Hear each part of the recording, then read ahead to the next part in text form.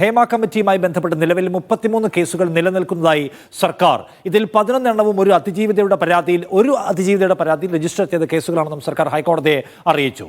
മുസ്തഫ ചേരിക്കുന്ന ഒരിക്കൽ കൂടി. മുസ്തഫ, എന്താണ് ഹേമ കമ്മിറ്റിയുടെ സ്റ്റാറ്റസുമായി ബന്ധപ്പെട്ട് സർക്കാർ കോടതിയിൽ അറിയിക്കുന്നത്? എന്താണ് ഹേമ കമ്മിറ്റി വിഷയം? പൊതു താൽപര്യ ഹർജികൾ, നിരവധിയായ ഹർജികൾ ഹൈക്കോടതിയുടെ പ്രത്യേക ബെഞ്ച് ജസ്റ്റിസ് AK ജയശങ്കരൻ നമ്പ്യാരും അതോടൊപ്പം തന്നെ CS സുധ, ഈ 2 ജസ്റ്റിസുമാരടങ്ങുന്ന ബെഞ്ചാണ് വിവിധങ്ങളായ ഹർജികൾ പരിഗണിക്കുന്നത്. ഇന്ന് എന്തായാലും കോടതിയിൽ ഈ വിഷയവുമായി ബന്ധപ്പെട്ട് ചില പരാമർശങ്ങൾ, എല്ലാ ദിവസവും ഈ ബെഞ്ച് കൂടുമ്പോൾ അന്വേഷണ പുരോഗതി കൃത്യമായ ഇടവേളകളിൽ SIT കോടതിയെ അറിയിക്കണം.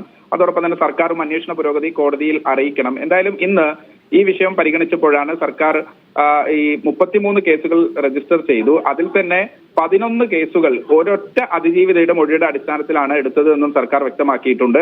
തെളിവുകൾ ഇല്ലാത്ത സാഹചര്യത്തിൽ അത് വിശദമായ പരിശോധനയ്ക്ക് വിധേയമാക്കിയതിന്റെ അടിസ്ഥാനത്തിൽ 4 കേസുകളിൽ അന്വേഷണം അവസാനിപ്പിച്ചിട്ടുണ്ട്. അതിൽ കാര്യമായ തെളിവുകളില്ല എന്നുള്ളതാണ് ഏറ്റവും പ്രധാനപ്പെട്ട ഒരു കാര്യം.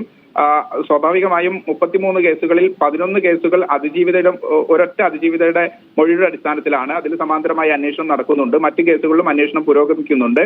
പക്ഷെ 4 കേസുകൾ അന്വേഷണത്തിൽ കാര്യമായ തെളിവുകൾ ബോധ്യപ്പെടാത്തതിന്റെ അടിസ്ഥാനത്തിൽ ആ കേസുകൾ ക്ലോസ് ചെയ്തതായും സർക്കാർ കോടതിയെ അറിയിച്ചിട്ടുണ്ട്. ഒപ്പം തന്നെ ഇംപ്ലിമെന്റ് പെറ്റീഷനുകൾ, വിവിധങ്ങളായ ആവശ്യങ്ങൾ ഉന്നയിച്ച് കോടതിയുടെ പരിഗണനയിലുണ്ട്.